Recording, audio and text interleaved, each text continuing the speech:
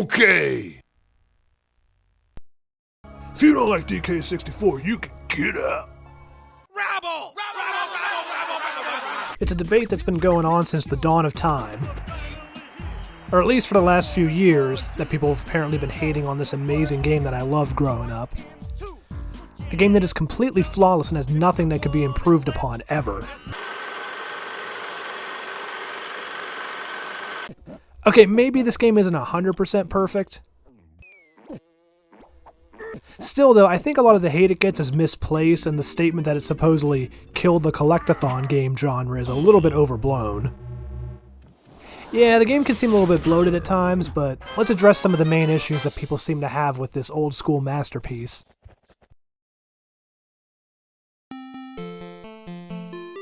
So I remember when Nintendo 64 actually came out, and the first time I actually got to play the game at a friend's house and just got to run around the Peach's castle, that's a high I'm still trying to replicate years later.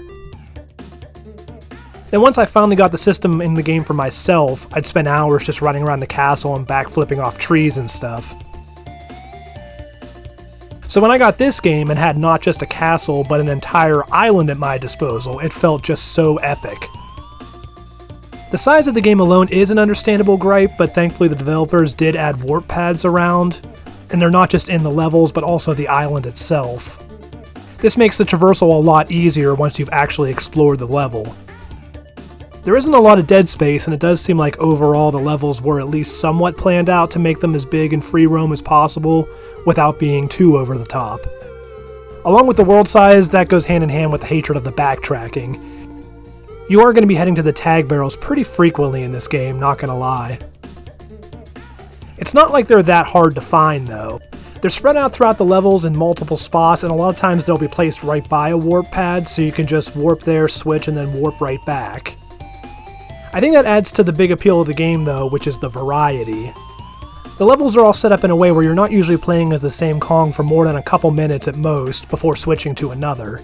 So by the time you're tired of watching Lanky's stupid walk, you can go switch to one of the better characters. Seriously, like any character. I hate Lanky. This is something that was later addressed in a fan-made ROM hack called Tag Anywhere. This allows you to select between the different Kongs with the D-pad, which is definitely nice. Especially for certain times where you have to activate a warp pad as one Kong, and then go back and find a tag barrel and use the warp pad so the correct Kong can get like a blueprint or something. There's also a little bit of backtracking to previous levels in the beginning, since you start off with only DK and Diddy in the first level. Then in the second level you get Lanky and Tiny. And finally in the third level you get Chunky. So after that you do have to go back to the first levels again and replay as the other Kongs. I think it's another way of giving variety at the beginning of the game though. Like you play a little bit of the levels and you move on to the next one and then come back and you can explore more with the different Kongs you got.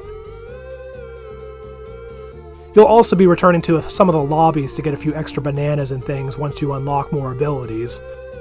But it's a common thing for games to have things that you can see earlier in the game that you just can't interact with or complete yet. Provides a little bit of foreshadowing on what's to come. Seriously, have none of you ever played a Zelda game? And with the exception of the lobbies and the island itself, the game only forces you to re-enter a level one time due to not having the ability just yet. Honestly though, unless you're going for 101%, why the hell would you go back for that banana anyway? You know which one I mean.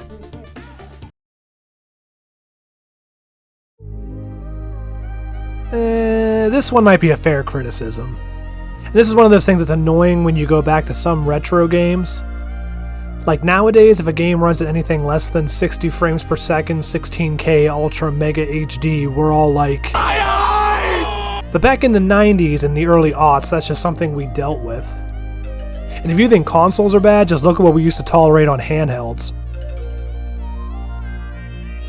It's true that the frame rates on the Nintendo 64 were kind of all over the place. I believe Smash Brothers and F-Zero and a few other games actually did run at 60 frames per second, which is kind of crazy for how old the console is. But then a lot of other games struggled just to keep 30. Especially when water's in play, it can sometimes feel like the action slows to a snail's pace. And while gaming speed isn't everything, I mean, for instance, Ocarina of Time ran at like 20 frames per second and sometimes even lower than that. But that's still ranked up there as one of the best games of all time. Admittedly though, this is something that a lot of times we just tolerated back then, but in the modern era, it's understandable that people are less accepting of it. In fairness, the developers did try to counteract that by actually speeding up your character when things start lagging. So even though everything was moving slow, they did what they could to have it not have too much of an effect on the actual gameplay. Nowadays, with emulation and the Wii U re-release, I believe some of the speed issues were fixed since we do have some more powerful hardware. But I do know in the case of the Wii U version at least, some parts of the game are nearly impossible since they were programmed with that lag in mind. And those counteraction measures actually make the game too fast for the human eye to actually keep up. So I'll concede this point.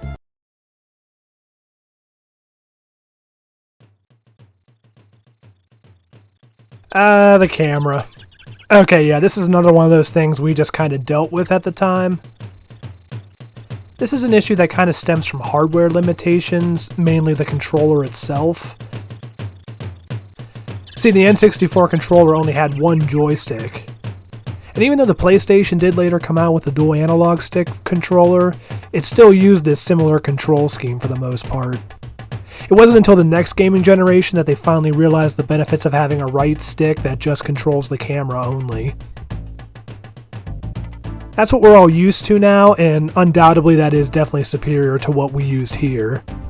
So you control the camera with the C buttons, left and right, as it slides around at certain increments. And you can also zoom in and out, as well as go into first person, and then you can use the R button to center it behind your character. In theory, it should be all you need. But the problem is there's a lot of times where the camera kind of gets stuck on the geometry of the game, and you just can't get the camera where it needs to be to give you the proper view. This does make certain locations in the game way more tedious than they need to be.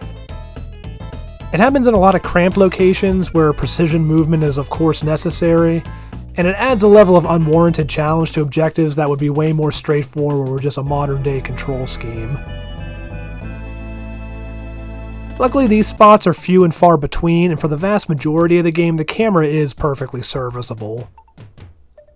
The fact that for the most part the camera does know where it should be and gives you the best view on its own is commendable, but yeah, they kind of just did what they could with what they had. It's fair to throw some hate at the camera, but overall I don't think it majorly detracts from the whole game.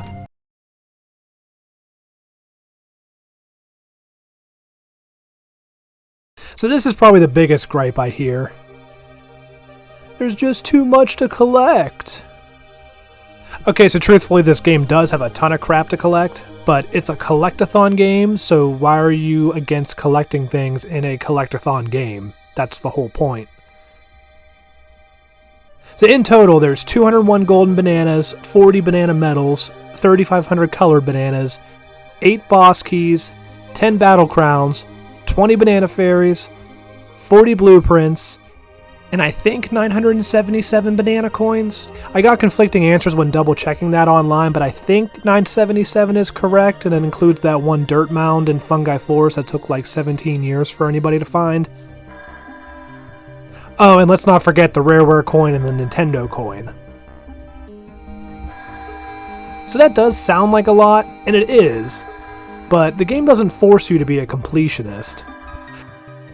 When I play, I collect almost everything, with the only exception being I don't get all of the banana coins.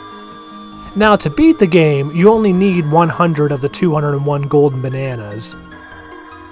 That's actually pretty lenient for anyone who doesn't want to put a controller-shaped hole in their TV. That means you don't have to do some of the super frustrating ones.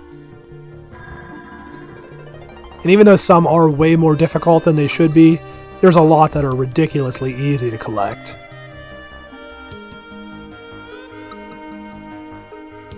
You also need 15 of the 40 banana medals and 1,680 of the colored bananas. These two kind of go hand in hand.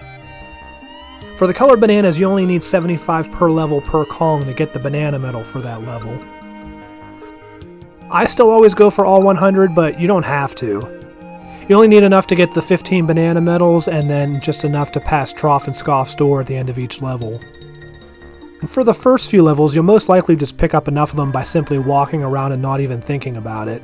Because as a side function, they kind of act like waypoints guiding you around the level. It's not until the later stages where you actually start needing a good amount of the bananas to open the boss doors, so if you really wanted, you could just wait till those later levels to even worry about getting the banana medals. You do need all 8 boss keys, but that's fair. A game expecting you to beat all of its levels is reasonable, and it's only 8. 4 of the 10 battle crowns is easy enough. The battle warp pads aren't really hard to find, and the early ones are super easy. And the later ones are still pretty easy to cheese, too.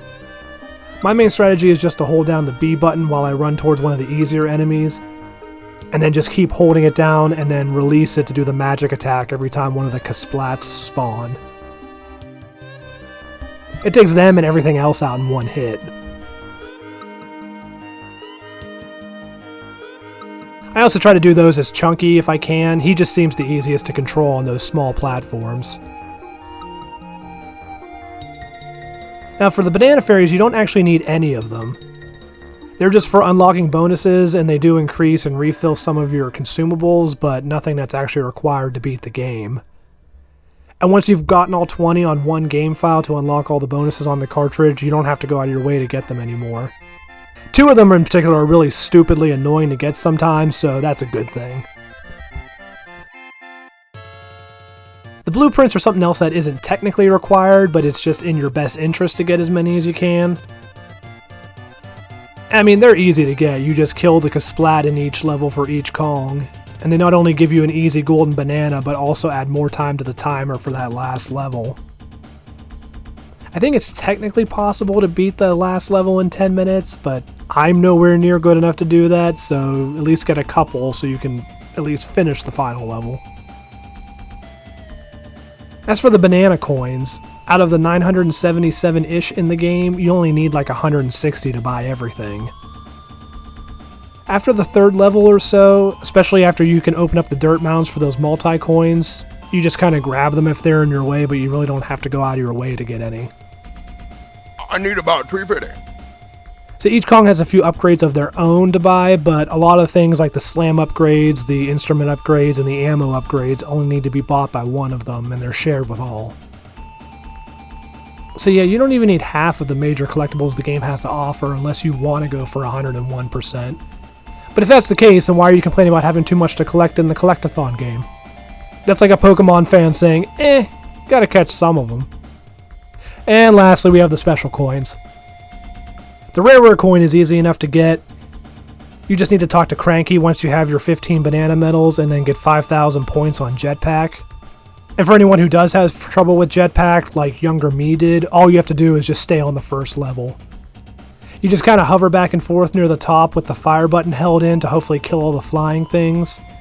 And you just kind of focus on collecting all the ship pieces, the batteries, and the other drops. It's best if you can try to get them up at the top before they fall down too far. But if they do fall down to the bottom and hit the ground, you just wait till there's a safe opening and take your time before you go down to pick them up and then go back up to the top. Don't touch the flashing rocket or it will take you to the next level. Again, just stay on the first level and just take your time. It doesn't take long. And then there's a Nintendo coin. For this one, all you have to do is beat the arcade Donkey Kong game twice, starting off with only 1 life. I don't remember that being that hard though, right?